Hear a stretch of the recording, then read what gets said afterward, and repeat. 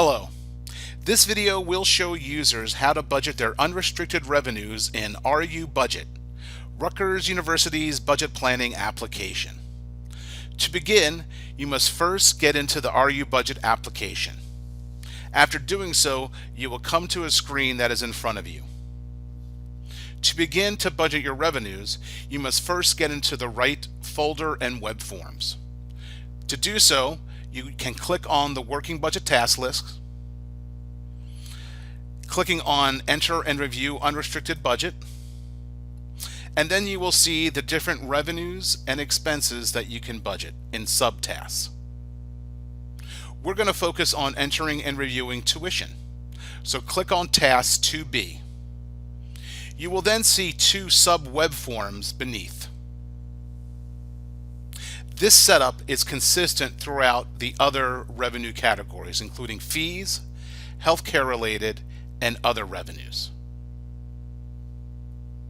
To begin, let's click on the Tuition Summary Review and Entry web form.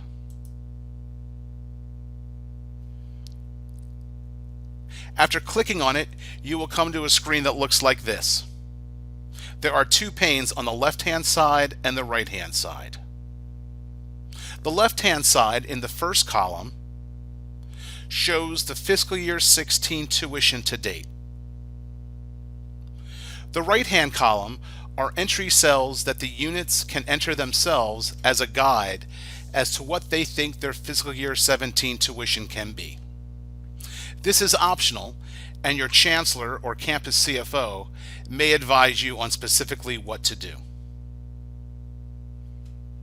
The right-hand side of the screen will show what you have entered at the detailed GL level from the Enter Tuition Revenue web form.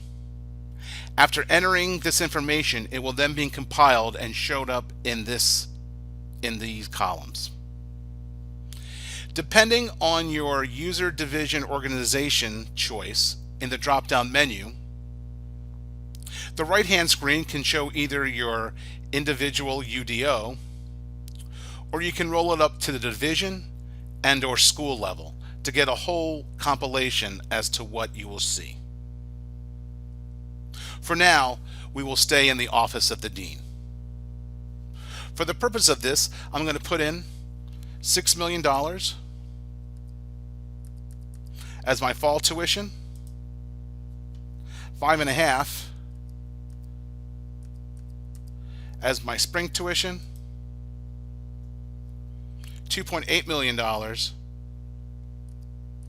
as my summer tuition, and $105,000 for my winter session tuition. Since if I enter these numbers and the cells are yellow, I need to hit the Save button to have them saved. What this shows is that my expected fiscal year 17 tuition target will be $14,405,000. I can now go into the Enter Tuition Revenue web form or screen to actually enter what data will go to the GL. Now you will notice that these cells are all gray. And the reason why they are all gray is that they are not at the child level.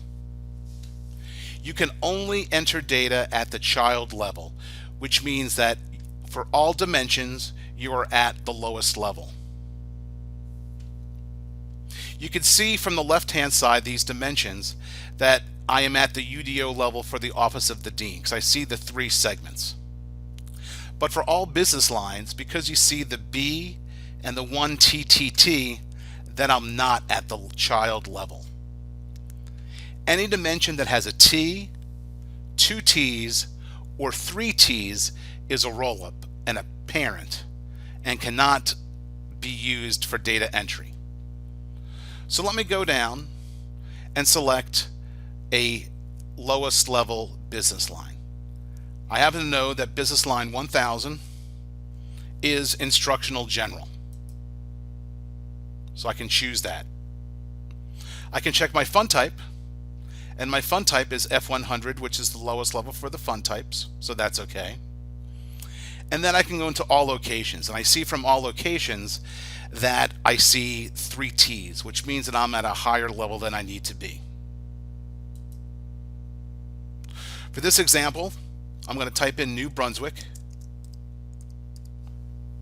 These menus are context sensitive, so when I can start typing letters, it'll only show me those options that has those string of letters included, or I can type in the number if I know the number. For this example, I'm going to choose New Brunswick Non-Health Science Campus. Now, after I've made all my changes, I need to hit the Go button, which is the sideways arrow. In fact, if you click on it, it says Go. By doing so, the gray cells now have turned white, which means I am at the lowest level for all of my dimensions and I can enter data. For simplicity's sake, I'm going to enter 14,405,123 in just this one natural account. If I desired, I could have entered the data into different natural accounts. I'm going to hit the Save button.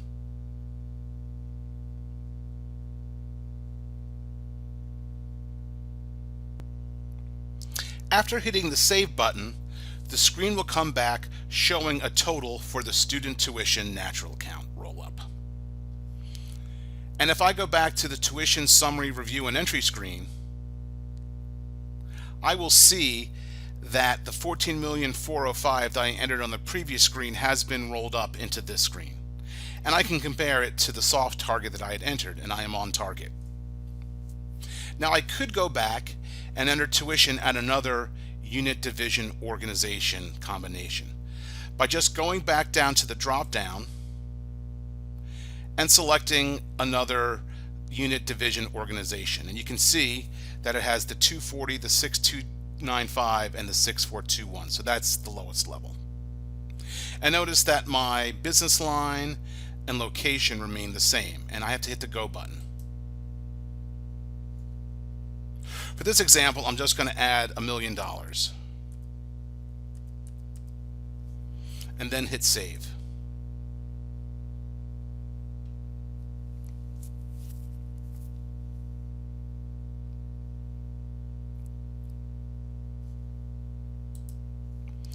Now when I go back to the tuition summary review and entry screen, you can see that for the Office of Student Academic Services, it's showing the $1 million. Now we had entered $14 million in another screen for another unit division organization. And if I went to the Office of the Dean, in which both of the UDOs roll up into, I can hit the Go button, and I will see the 15,405,000. So depending on your access, and if you go to a higher level, either at the division or the unit, you can see the totals of all the revenues you have entered at the UDOs. And in fact, since we are at a division, these cells, which used to be white and data entry, are now read-only. This is how you will enter your other revenues, your fee revenues, your healthcare related revenues, and your other revenues. There will be additional videos that'll show you how to budget your grant revenues and expenses, your endowment and gifts revenues and expenses, and your unrestricted expenses. Thank you.